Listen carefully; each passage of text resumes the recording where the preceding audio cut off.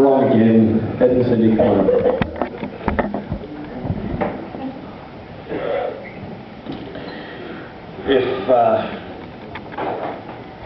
If you've been at the experience very long, you've probably met Ed and Cindy. Yep. Part of our leadership team. Hi. Part of our leadership team. They're the ones that try to keep some semblance of structure in my life. Hard work. There is a God, and He does do miracles still.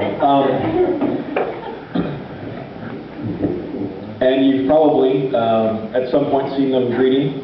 You've sat with them at a table. You've experienced the hospitality of them in some way. You may have experienced at some point the bathroom ministry with Cindy.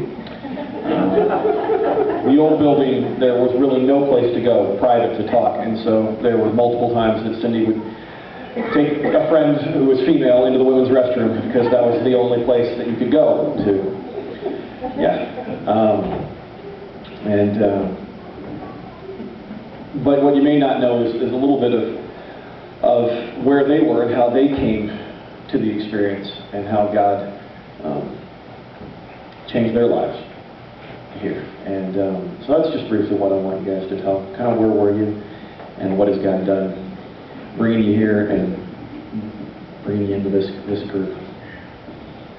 This is really just a brief little chapter in the book of our lives. We were talking about this last night as Brian asked us if we'd come up here today, and just a little bit of background, and then I think the transition that we were going through that brought us to the experience is the important part of this chapter in our lives. Cindy and I have both been Christians and Seventh-day Adventists all of our life. Except for a couple of years of my life, we went to church school, met in academy, got married. Academy is high school, Christian high school. And when we got married, we moved to Boise and found a church family here. And we were members of that church for 25 years almost. You guys are old. We are old. Yeah. Duct tape, someone buy something. Thank you. And we were good at wearing masks. I think probably we'd been trained as kids how to wear a mask. Okay. And as life went along, we just got better and better at that. And there was kind of a culminating point, I guess, in our church lives where we just felt we weren't needed there anymore. But we couldn't make that decision ourselves. And so our brilliant daughter, and I think there's a text that says something about kids are going to lead you. Child should lead them? Yeah.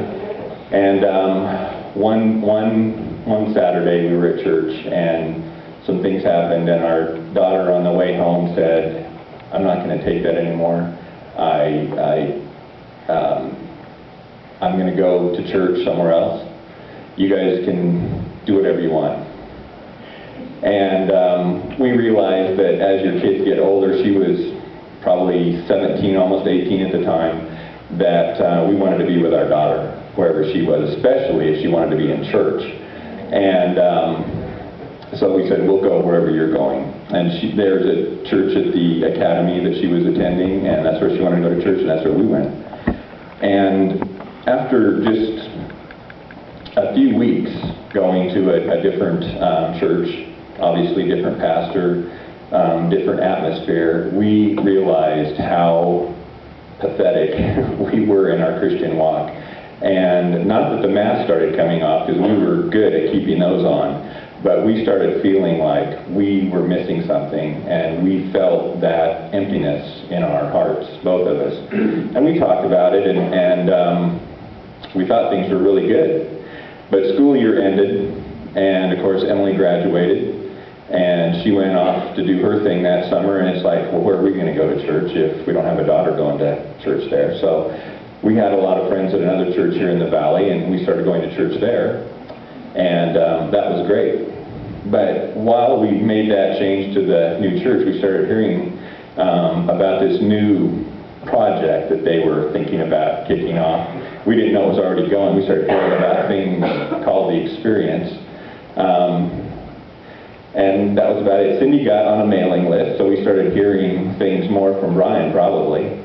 And they were meeting in the afternoon, Saturday afternoon. They were doing some outreach things and just actively being involved in the community, and that really resonated with me. So we went to, I think, one worship service, and it was okay.